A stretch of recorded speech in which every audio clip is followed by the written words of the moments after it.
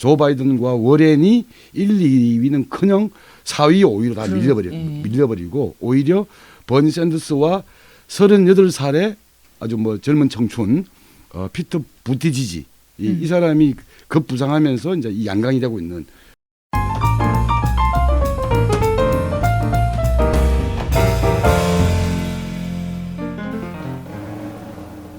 네, 안녕하세요. 배상훈 유하라의 편파TV의 유하라입니다. 각도기 정종건입니다. 예, 배상훈입니다. 반갑습니다. 배상훈 예. 선생님. 네. 예. 얼굴이 반쪽이 되셨어요. 지난주에 안 나와가지고 제가 참 많이 그리워했습니다. 예. 지랄을 하지 마시고요. 아, 진짜 격조 있는 편파TV가 무슨 국격 어디 있어? 국격까지 또 단격? 반격, 방송의 격. 어쨌든 뭐 요즘 뭐 코로나도 그렇고 뭐 많이 겨울이고 그러니까 건강 조심하시기 바랍니다. 네, 알겠습니다. 자, 오늘 첫 번째 주제는 저희가 미국 대선에 대해서 좀 얘기를 해보려고 해요. 고지잡도 넓어요, 그죠? 예. 편파TV. 지금 국내 정치권도 총선 때문에 많은 논란이 일고 있죠. 얼마 전에 이제 뭐 어제였나요? 성관이가 이제 미래한국당 정당 등록을 허용을 했고, 안철수한테는 또 엿먹이고. 네, 정부 여당을 비판하는 칼럼을 쓴 기고자를 민주당이 고발하는 사건도 있었고, 황교안 대표가 5.18 민주화 운동을 무슨 사태, 어떤 사태 뭐 이렇게 표현한 것도 다 뭐 총선을 앞두고 각 정당이 어떤 가치관이나 인식이 노골적으로 드러난 이런 사건이라고 볼 수 있는데 네. 미국도 11월 3일 대선을 앞두고 좀 뜨거운 것 같아요. 이제 서서히 이제 예열이 네. 되기 시작하죠. 예. 공화당 같은 경우에는 트럼프가 독주를 하고 있어서 별 이슈가 없는데 핫한 쪽은 민주당이죠. 지금 그렇죠. 민주당의 대선 후보를 뽑을 경선이 한참 진행 중인데 이제 보면 막 스타트한 거죠. 한참. 네. 예, 예. 보면 이제 우리한테도 정말 친숙한 민주적 사회주의자인 버니 샌더스부터 부티지지, 블룸버그 등의 이름이 많이 언급이 되는데 사실 뭐 코커스, 프라이머리, 슈퍼 화요일 뭐 이런 얘기가 많이 나오는데 용어부터 경선, 뭐 대선 과정까지 좀 복잡하거든요. 그래서 저희 오늘 편파TV에서 미국 선거 궁금하기는 한데 잘 알지 못하는 분들, 저 같은 이제 미선알못 같은 사람들을 위해서 준비를 했습니다. 그래서 정종건, 배상훈 두 분께서 민주당 내 경선을 중심으로 아주 일목요연하게 정리를 해주시고 또 편파적인 전망도 해주실 텐데 두 분께서 오늘 방송을 이제 시청하시는 분들이 방송을 듣다 말고 용어 검색을 안 해도 되게끔 쉽게 좀 얘기를 부탁드릴게요. 일단 민주당 내 주요 대선 후보들이 누가 있는지 소개하면서 그 사람들에 대한 주관적인 평가도 좀 부탁드려요. 제가 말씀을 먼저 드리면 미국 민주당은 이제 트럼프를 꺾는 게 목적이고 그래서 민주당 내의 주류들, 기득권 세력들 같은 경우는 조 바이든 전 부통령, 그러니까 오바마 시절의 부통령이었죠. 이 사람을 조금 밀어보려고 하는 게 주류의 분위기인 것 같아요. 그러니까 어쨌든 주요 후보는 조 바이든 전 부통령과 엘리자베스 워렌 상원 의원. 이 사람은 약간 이 중도 좌파적 컬러가 강한 분. 이 두 사람이 아마 양강을 이룰 것이고 그 다음에 버니 샌더스 버몬트주 상원 의원. 이 사람이 따라가는 그러니까 2강 1중 그리고 나머지 약간 약체 이렇게 봤던 게 전반적인 미국의 국민이었던 것 같아요. 그런데 뭐 이번에 2월 3일 아이오와 코커스는 당원대회를 말하는 거고 2월 11일 뉴햄프셔 프라이머리는 예비선거죠. 여기에서 바로 이 예상이 다 뒤집어졌죠. 조 바이든과 워렌이 1, 2위는커녕 4위, 5위로 다 밀려버리고 오히려 버니 샌더스와 38살의 아주 뭐 젊은 청춘 피터 부티지지 이 사람이 급부상하면서 이제 이 양강이 되고 있는 상황이죠. 그러니까 뭐 바이든, 워렌, 샌더스, 부티지지 그리고 바이든의 대체마로 생각하고 있는 게 블룸버그 전 뉴욕시장 이런 사람도 좀 있고요. 그다음에 뭐 클로버샤 상원 의원 뭐 이런 사람들 정도가 있는데 뭐 나머지는 저도 잘 모르겠어요. 이런 사람들이 지금 출전하고 있는데 초반부터 약간 이변이 벌어지고 있는 상황. 그래서 그들에 대한 주관적인 평가하기 전에 뭐 잠깐 그냥 상식적으로 미국의 선거제도에 대해서 상식적으로는 미국은 간선제입니다. 우리는 직선제 대통령 네. 선거를 하고 있죠. 간선제라는 건 미국의 연방국한이 그런 거고 각 주마다 흔히 말하는 대통령 선거를 위한 대의원이 배정이 돼 있습니다. 캘리포니아 주는 54명, 뭐 이렇게 정해져 있어요. 말하자면 버몬트 주는 몇 명, 그리고 아이오와 주는 몇 명. 그게 이제 말하자면은 인구수죠. 인구수. 인구수와 또 적절하게 이렇게 배정된 어떤 거에 따라서 인구수 대비 그럼 대의원 그렇죠. 수 예, 대의원 수가 정한다는 되는 캘리포니아 말씀이시죠? 주가 제일 많기 많죠. 때문에 가장 예. 큰 대의원 수를 가지고 있는데 이제 그런 겁니다. 그게 고대 이게 대선은 그렇게 되는 거죠. 각 주에서 공화당과 민주당이 선거를 해갖고 이겨서 갖고 그 대의원을 독식하는 주가 있는 반면에 어떤 주는 배분되는 주가 있습니다. 만큼 배열되는 그러니까 미국은 좀 복잡합니다. 그러니까 네, 진짜 복잡해요. 연방 국가라는 특징 때문에 정치 그런 건데 후진국이어서 그래.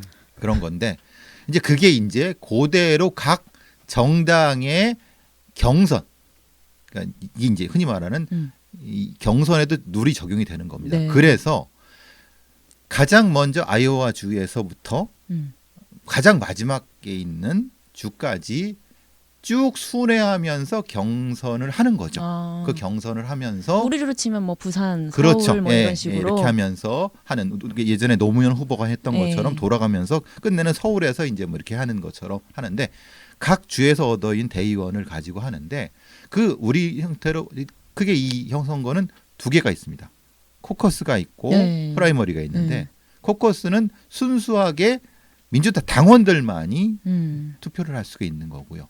근데 그리고 프라이머리는 당원이 아닌 사람도 현장에서 등록해서 선거를 할 수 있는 그런 형태입니다. 그러니까 이게 섞여 있는 건데 대부분의 주는 프라이머리를 하는데 몇몇 주, 뭐 몇몇이 아니라 또 꽤 되는 주들은 코커스를 합니다. 그 코커스가 가장 먼저 하는 데가 아이오와 코커스라고 해서 미국 대선의 제일 시발점이라고 해서 오늘도 시발점이 관광객도 가고 전 세계인 언론이 다 거기 집중을 합니다. 그래서 아이오와 주에서는 말 그대로 저걸 하는 거죠. 예, 그러니까 일종의 관광 상품 형태로 하는데 그러면은 코커스에서 대의원을 뽑고 그 대의원들이 투표를 하는 이런 방식인 거예요? 아니에요? 그거 이제 당내 경선에서는 그러니까 당내 경선에서 그렇죠. 코커스에서 뽑던 프라이머리에서 뽑던 이제 그 민주당은 자체 내에서는 득표율만큼 그 자기들 배정을 하는 거죠. 그러니까 아이오와에서 아마 2명인가 3명일 거예요. 예. 그게 이제 지금 이제 뭐 말하자면 그 상황에 따라서 이긴 사람이 가져가는 형태가 되는 경우도 있고 15% 이상 득표할 때만 대의원이 배정이 됩니다. 배정이 되는 거죠. 그러니까 예를 들면 아이오와에서는 1위가 부티지지가 하고 번 샌더스가 0.1% 차이로 1위예요. 그리고 3위가 있고 이 세 사람이 이제 15%를 넘겨가지고 배정이 되는 거고 거기에 배정된 것을 나눠 먹는 거죠. 예. 예. 뉴햄프셔 같은 경우는 저 1위가 번 샌더스, 2위가 부티지지, 3위가 클로버샤 이렇게 돼가지고 그 비율만큼 나누어지는. 나눠 갖는 거죠. 근데 아이오와와 그 뉴햄프셔가 대선 풍향계라 그러잖아요. 그럼 왜 대선 풍향계라고 왜 하는 그렇게 되냐면은 이게 코커스란 제도에 대해서 이제 설명을 해야 되는 것인데 코커스는 정확히 말하면 아이오와 주의 민주당원들이 말하자면 그 어떤 마을이나 아니 카운티 같은 데에 어떤 그 운동장이나 이런 데 건물 안에서 깃발을 이렇게 들고 줄을 씁니다. 실제로 예, 지금도? 실제로. 그래가 그게 코커스입니다.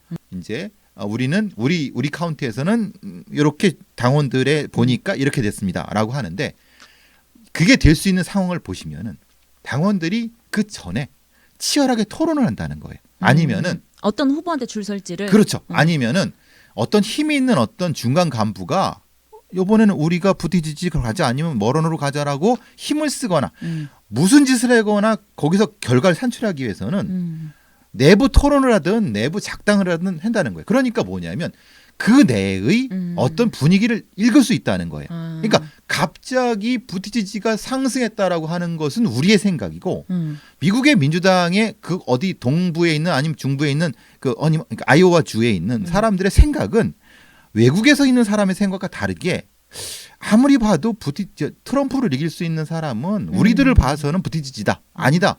바이든 너무 늙어갖고 안 된다. 샌더스로 가자. 이런 얘기가 되고 나서 결과가 산출되는 결과 우리는 본다는 거예요. 그러니까 그게 풍향계라고 하는 게 바로 그겁니다. 그 흐름을 읽을 수 있다는 거예요. 그리고 그것이 한번 형성된 거는 그게 한번 형성되고 다음 주로 그 다음에 하는 경선주로 그 분위기가 옮겨가는 거예요. 그 제일 첫 번째 이 경선주가 아이오와이고 아이오와는 그러니까 코커스 당원 집회로 첫 번째고 프라이머리로는 또 제일 첫 번째가 뉴햄프셔이기 때문에 네. 첫방 누가 먹냐 이게 이런 게 미치는 영향이 있는 거죠. 그치. 그 기세를 가지고 그 다음을 이어가고 흐름들이 있는 것이. 그래서 미국의 민주당 후보들은 아이오와한테 엄청난 돈을 씁니다. TV 광고부터 시작해갖고 엄청나게 광고 때리고 그러면 쟤 좀 되는데라고 하면 사람 생각 바뀔 수도 있다는 거예요. 그래서 아이오와하고 뉴햄프셔가 중요하다는 게 선빵을 날리는 그렇죠. 그런, 예, 것, 그렇게 그런 문제인 그러니까 족수는 거군요. 얼마 안 돼. 캘리포니아의 거의 10분의 1이에요. 그러니까 이게 대의원 베이징이 제일 큰 데가 캘리포니아 1위 한 50 서너 명 되고 그다음에 2위가 텍사스, 3위가 플로리다하고 뉴욕 정도거든요. 네. 여기에 비하면 아이오와나 뉴햄프셔는 그냥 조족 지열이에요. 그러나 이제 첫 출발로서의 기세를 누가 지느냐 이런 의미가 큰 그쵸. 거죠. 그래서 세를 형성해서 어차피 흔히 말하는 민주당의 총수가 있습니까? 미국 민주당이? 총수가 없어요. 쉽게 말하면 원내총 뭐 이런 거예요. 지금 걔네들은 그런 연방제에서 그렇게 형성이 되는 거죠. 집권당은 다르죠. 집권당은 대통령이 있으니까. 근데 야당 같은 경우는 그렇게 해서 세를 형성해서 그 모양새가 후보로 가는 그런 전통적인 게 있었던 거예요. 그래서 그게 풍향계라는 의미가 되는 거예요. 그렇군요. 알겠습니다. 일단 그러면은 지금 대선 판도를 좀 봐야 될 것 같아요. 예, 그렇죠. 아까 말씀해 주셨던 대로 지금 부티지지가 예상 밖에 지금 선전을 거두고 있어서 이변이라고 아까도 표현을 해 주셨는데 이 뉴햄프 제가 좀 보면서 궁금했던 게 뉴햄프셔가 지난번 힐러리한테 버니 샌더스가 큰 차이로 이겼던 곳인데 예. 여기에서 부티지지가 또 간발의 차로 졌거든요. 예. 근데 의미 있는 패배인 건데 어떻게 아니, 보면 저는 기본적으로 친 샌더스이기 때문에 편파적인 사람이기 때문에 네. 그렇게 의미 있게 보진 않고 일단 그래도 선전할 할 수 있었던 이유를 좀 짚어보면 일단 좋을 것 같아요. 지난번 선거는 힐러리와 샌더스의 거의 1대1 구도였기 때문에 이제 표에 이제 표 차이가 확 드러나는 거고 이번에는 그러니까 뭐 원래 뭐 바이든, 워렌, 샌더스 이런 사람들부터 한 최소한 4-5명이 좀 이렇게 뭉쳐 있는 선거기 때문에 한 사람이 독시하기는 힘든 구조라는 게 있고요. 그러니까 부티지지 같은 경우가 참신하죠. 젊고 하버드 출신이고 군대도 갔다 오고 또 이런 어떤 실용적이고 중도적인 입장을 가지면서 이 그 민주당의 사람들에게 어필을 하면서 좀 상당한 예상 외의 득표력들을 보여줬던 건 있죠. 그런데 주요 지지층이 어디예요? 부티지지는? 부유가 쉽게 말하면 고학력 고소득층이라고 봐야 됩니다. 대표적으로 고학력 고소득층이 고학- 백인? 어차피 아이오와 뉴햄프셔는 90% 이상이 백인 중심의 주예요. 주이기도 하고 그래서 아직 이제 다음 주 22일이 네바다하고 그 다음에 사우스캐롤라이나 그 다음에 이제 슈퍼 그 화요일 이 국면을 가게 되면 인구 구성 미국의 인구 구성이잖아요. 백인뿐만 아니라 라티노, 흑인 이런 것들이 반영되는 거기 때문에 그때서도 부티지지가 일정한 득표를 보이느냐가 징표는 있지만 아직은 부티지지 지지층들은 백인 그 중에서도 고소득 고학력층에 좀 많이 가 있다라고 보여지고 있고요. 상대적으로 샌더스 같은 경우는 저소득 저학력층에서는 상대적인 강세를 보이고 있는 거죠. 이게 참 둘이 좀 특이한 게 부티지지가 독특한 게 동성애. 네, 특히 커밍아웃. 이제 여성 역할이라는 거예요. 그런데도 아프가니스탄의 정보 장교로 참전을 했어요. 그때 그러니까- 시장 당시 휴직하고 예, 갔다고 들었어요. 예. 그러니까 현직 시장이면서 나 참전하겠다고 참전했다는 거예요. 근데 그게 가능한 예, 일이에요? 미국은 가능합니다. 어. 매우 독특한 이력을 가지고 네. 있기 때문에 성소수자이면서 미국 주류의 외교 국방 정책을 이해할 수 있는 사람이다. 라는 이미지가 있는 거예요. 그래서 상당히 어떻게 보면 민주당원 중에서도 상당히 고소득이고 상당히 좀 지식인층한테는 그러면 트럼프한테 먹힐 수도 있겠다는 생각이 든다는 거예요. 완전히 성소수자 같은 의미가 아닌 약간 그런 스토리가 있는 사람인 것 같아요. 스토리가 있는 사람이고 다른 사람들은 다 나이가 들었어요. 음. 근데 이 사람만 30대예요. 음. 물론 그 중간에 또 뭐 있지만은 그리고 블룸버그는 갑부 뭐 거의 억만장자이기 때문에 이 사람이 민주당 후보가 맞는 거야라고 하는 의미도 있고 샌더스는 너무 자야. 지가 사회주의라고 네. 하니까. 전 동의 못하는. 그러니까 말하자면 미국의 인의 입장에서는 민주당 주류의 분석으로는 그래 분석으로는 그럼 저 쟤한테 맡겨갖고 우리를 할 수 있어? 그런 의미로 봐서는 이 지금 부티지지가 뭐가 좀 있을 것 같은데? 라는 의미를 가지고 한번 맡겨볼까라는 정도라고 저는 봐요. 근데 아직은. 내용도 분명히 그 시를 운영할 때 상당히 잘했다는 평가가 있어요. 어. 작은 시지만. 그래서 그게 동전의 양면이에요. 작은 시기 때문에 경험은 있지만 큰 국가 운영은 아니다라는 쪽도 있는 거고, 아니 그 정도 젊었기 때문에 그 정도지 더 기회를 주면 더 잘할 거라는 얘기도 있는 거고, 반면에 이제 샌더스의 부분은 그런 거죠. 너무 달고 달았다. 아하이. 근데- 그건 아니지. 근데 이게 왜냐하면 달고 달았다는 의미는 그거죠. 몇 번 기회가 있었지 않냐?라고 하는 거죠. 그러니까 물론 근데 그건 제 생각이고 미국인의 민주당 입장에서는 당연히 그렇지 않기 때문에 1위를 했겠죠. 뉴욕 알겠습니다. 대신에서. 우리는 어쨌든 편파적인 방송이기 때문에 버니 샌더스를 주요해서 얘기를 해볼 거예요. 샌더스는 지금 그 이 민주당 경선 후보 중에 가장 고령입니다. 예, 근데 70대 백발의 노인인데 예. 2030 청년층한테 근데 가장 많은 지지를 그 얘기를 받고 하고 있어요. 하고 드리고 싶은 거예요. 그러니까 저소득 저학력층 소위 말하는 이제 이런 노동자들이나 이쪽 층에서 지지가 강하고, 또한 특이한 게 뭐냐면 10대에서 30대 오히려 젊은 층들이 샌더스에 대한 지지가 아주 강한 거예요. 그리고 샌더스는 평생을 민족 사회주의로 살아왔고 평생을 당 적이 없는 무소속입니다. 이번 민주당의 이제 경선에 무소속 자격으로 참전하고 있는 거기 때문에 민주당의 기득권 세력, 민주당 내의 주류 세력들하고는 별로 친한 관계가 없어요. 그러니까 간택을 받을 가능성이 없습니다. 그런데 거꾸로 아까 부티지 같은 경우는 대단히 참신한 인물이긴 하지만 그 의외로 또 이게 고소득층의 지지가 강하고, 또 이 양반은 젊지만 정책적 입장은 또 가장 중도적이에요. 그러니까 오른쪽에 강한 거고, 샌더스는 나이가 가장 많았지만 가장 급진적이고 젊은 세대와 또 어우러지는 이런 약간의 이제 좀 언밸런스예요. 언밸런스하고 약간의 묘한 대비가 있는 게 이게 또 미국 정치의 역동성인 것 같아요. 그래서 지지율이 비슷비슷하다는 것은 아마도 그것을 반영하는 것이 아닌가. 원래 바이든이라든가 워런이 좀 치고 올라갈 것이라고 했는데 그건 정치 분석가들이 잘못했다고 좀 봐요. 왜냐하면 바이든은 너무 노쇠하고 사실은 중도층을 대변할 것 같지만 사실은 되지 못하고, 그러니까 너무 고루한 느낌밖에 안 드는 거를. 거기다가 최근에 이제 우크라이나 스캔들 때문에 네, 그렇죠. 트럼프 탄핵으로까지 갔던 그 사건이 항상 또 연루되는 게 바이든, 그러니까 이 바이든 부자에 대한 부자의 거죠. 문제가 걸려 있기 때문에 알겠어요. 그리고 워런도 워싱턴 주류를 미국에 있는 하층민들은 싫어합니다. 그러니까 우리 같으면 우리가 국회의원들 개새끼 보는 하는 거 똑같습니다. 미국인들도 워싱턴 주류에 있는 상원 의원들이 저 새끼들 뽑아줬더니 뭐 하는 거냐는 그런 정서가 강합니다. 그러니까 그래서 사실은 샌더스가 특이하고 부티지지가 이 진연하는 부분이기 때문에 그런 것들을 읽어낸다고 하면은 흐름을 알 수가 있는 거죠. 그러니까 같은 말이기도 한데요. 그러니까 부티지지가 대변되고 있는 성소수자이면서 아주 젊으면서 정책은 또 중도적인 이런 입장을 가지고 있는 사람이 또 어필하는 것도 있고, 또 샌더스 같은 다른 캐릭터, 그 사회주의라고 하는 좌파 입장을 분명히 하면서 평생을 살아왔던 사람들에 대해서 또 어필한 게 있고요. 이게 뭐냐면 이 효과가 지난번 대선에서 트럼프가 당선됐던 이유가 뭐냐면 말씀하셨던 대로 그러니까 미국 정치, 공화당이든 민주당이든 이 양대 정당의 기존 주류 정치 있잖아요. 주류 정치에 대한 뭔가 불만, 비난, 이것에 대한 박탈감을 느끼고 있었던 층, 그게 대표적인 게 미국의 백인 중하층의 노동자라고 합니다. 이게 러스트 지역이라고 해가지고 옛날로 치면 제조업, 생산직 노동자들이 활성했던 지역. 하지만 지금은 다 그러니까 쇠퇴해버렸던 지역. 이 지역에 누가 어필했냐? 그게 이제 트럼프와 샌더스가 어필을 한 거예요. 쉽게 말하면.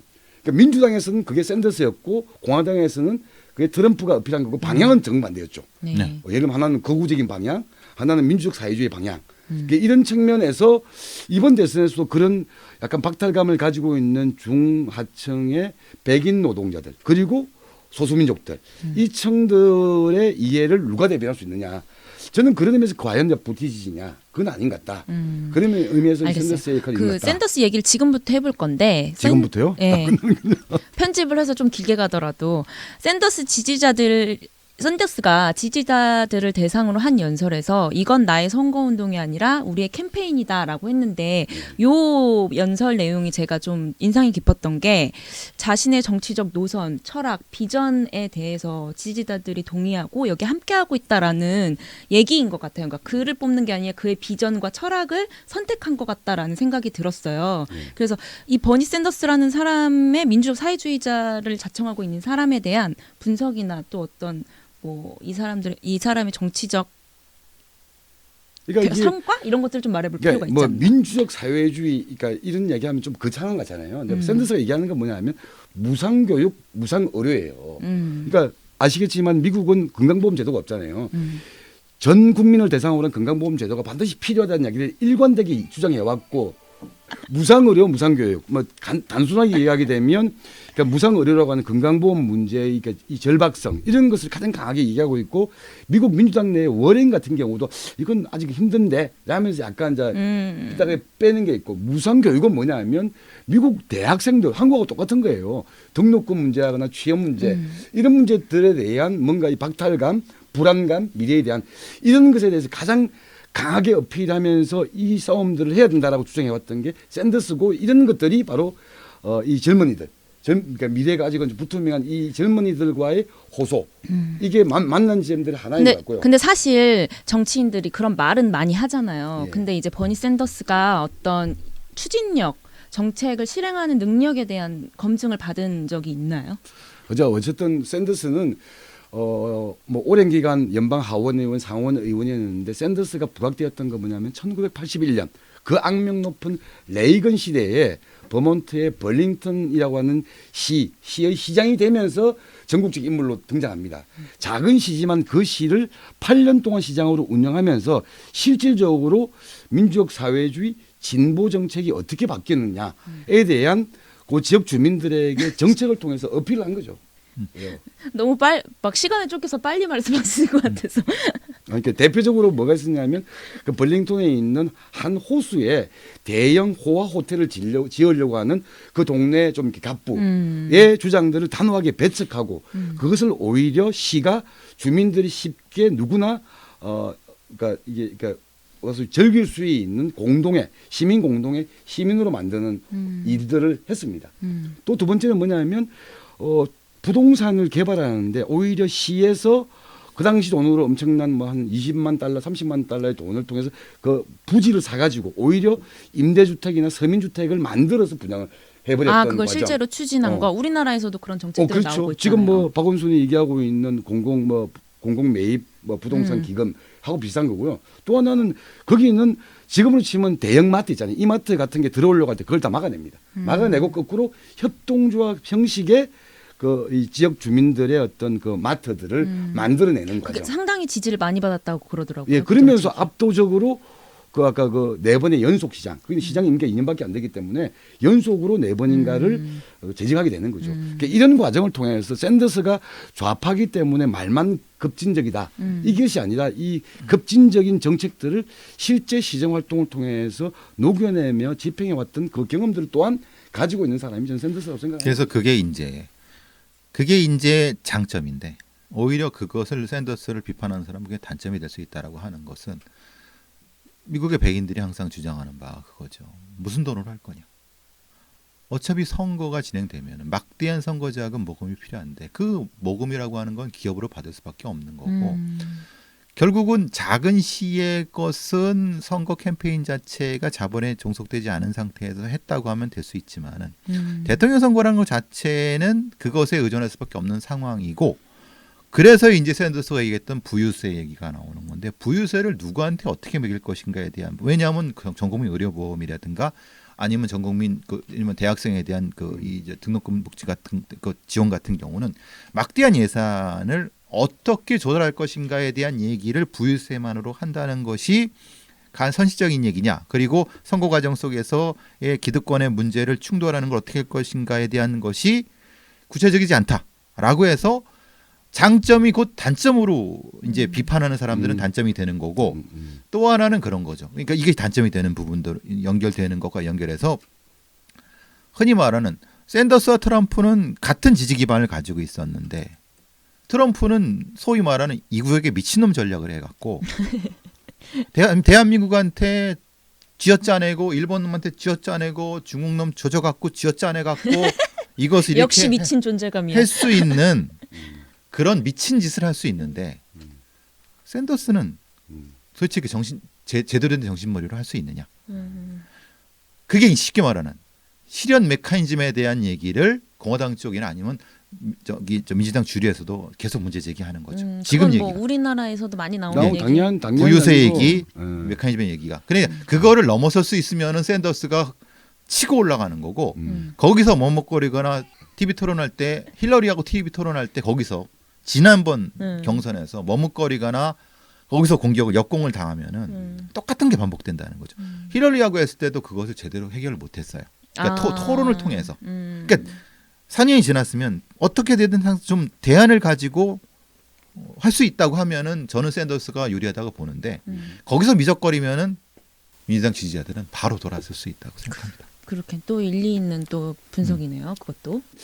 그러니까 아까 그 미국도 마찬가지고 한국도 마찬가지고 뭔가 의미 있고 발본적인 개혁을 하게 되면 항상 나오는 화두인 것 같아요. 그렇긴 근데 하죠. 그 문제에 대해서 그 문제에서 당연히 반발하는 층들이 있을 수밖에 없는 거고 그 반발하는 층들의 그 문제 제기를 돌파할 수 있는 힘과 의지가 있느냐의 문제지 아니면 뭐 재원이 없다. 아메리카가 재원이 없으면 뭐 할 수 있는 건 없어요. 다만 그것을 아까 예를 들었잖아요. 건강보험 같은 경우를 미국이 못한다? 말이 안 되잖아요. 대한민국도 하고 있는데 다만 그것에 대한 이 반대하는 세력들의 어떤 이 그 반격의 근거지 논리 곳곳에 있는 거지. 근데 이것은 돈의 문제가 아니라 의지의 문제라는 측면이 더 강하다고 저는 보는 거죠. 그것도 좀 설득력이 있는 얘기고. 아니 뭐 한국도 하는 건강보험 전 국민 건강보험을 네. 아메리카가 못한다 이거 말이 안 되는 얘기잖아요. 말 안 되죠. 예. 예. 어쨌든 샌더스 얘기는 여기에서 마무리하고 남은 일정이 지금 보니까 14개 주에서 경선이 치러진 슈퍼 화요일 3월 3일에 치러지는 거죠. 핵심적인 뭐 이번 선거의 포인트라고 봐야 되겠죠. 그때 이제 사퇴하는 사람들 많습니다. 많이 아, 네. 그래요? 왜냐하면 이때 거의 대의원의 40%가 이날 뽑히거든요. 캘리포니아 그 넘버 1, 캘리포니아 넘버 2, 텍사스 등 14개 주가 있는 거고. 그래서 아까 블룸버그 같은 좀 이렇게 후발주자 같은 경우는 앞에 아이오와 이런 거 다 포기하고 이날에 자기 모든 돈을 다 투여하고 있거든요. 그래서 거기서 지면은 블룸버그도 탈락, 예. 바이든도 탈락, 예. 뭐 워런도 탈락. 그래서 이제 주요한 한 두세 명 정도는 아마 갖고 완주하는 그게 그게 되겠죠. 미국의 전통적인 방식이죠. 알겠습니다. 그래서 이제 부티지 같은 경우는 특히 살아남으려면 여기에서 소수민족이나 이런 문제에 대한 자기 득표력을 검증해야 될 거고 샌더스 같은 경우는 여기에서도 1, 2위 정도의 득표력을 보일 때만 이제 계속 나갈 수 있겠죠. 그리고 지금 뭐 바이든이나 워렌이나 블럼버그 같은 나름대로 중진이라고 하는 선수들도 여기에서 끼어들지 못하면 중진이고 나발이고 하는 아웃된다고 봐야겠죠. 그 거기에 이제 핵심적인 건 이제 모금, 선거자금 모금입니다. 선거자금이 핵심적으로 들어가는 건 수천만 달러가 드는 것을 분명히 이것은 알고 있습니다. 미국 민주당원들도 알고 있어요. 막대한 선거자금이 들어가는 건데 개인이 기부해서는 안 된다는 것도 알고 있어요. 그래서 단체, 뭐 노조라든가 아니면 어떤 뭐 이익 단체들이 계속 들어가는 거고 그거를 정치력을 발휘해서 섞어낼 수 있으면은 완주하는 거고 못 받겠다 하는데 그러면 니는 못 받으면 저쪽으로 갈게. 그럼 그 선거자금 모금이 다 공표가 됩니다. 미국은 거기서 차이가 나면은 그걸 보고 또 유권자가 또 선택을 합니다.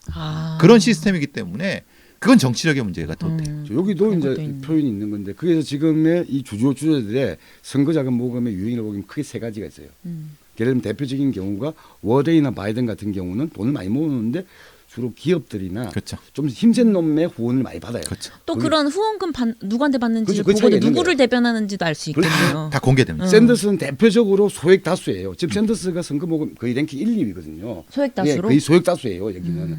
그리고 또 하나의 유형이 뭐냐면 블럼버그 있는 애들. 왜냐면 지가 돈이 많거든. 그렇죠. 억만장자니까. 트럼프처럼 뭘로 해서 그렇게 돈을 많이 번 거야? 부동산 재벌이잖아요. 트럼프는. 블룸버그는 저 언론 재벌이죠. 블럼버그 통신이라고 아, 보니까 그게 그건 만드네요. 블럼버그. 그 트럼프보다 더 부자야 걔가. 아, 허씨. 그러니까 이 세 가지 유형이 있기 때문에 말씀하셨던 대로 여기에서의 또 특징들도 또 이제 국민들이나 유권자들한테 어필이 그런 어떻게 거 되는지. 보는 재미도 또 그럼, 있겠네요. 예, 예. 예. 알겠습니다. 저희 오늘 30분을 넘게 해서 편집이 필요할 것 같은데 어쨌든 미국 선거 알지 못하는 사람들 미선할못들에게 미국의 대선 판도를 좀 읽는데 도움이 됐으면 좋겠습니다. 저희 이번 방송이 여기서 마무리하도록 하겠습니다.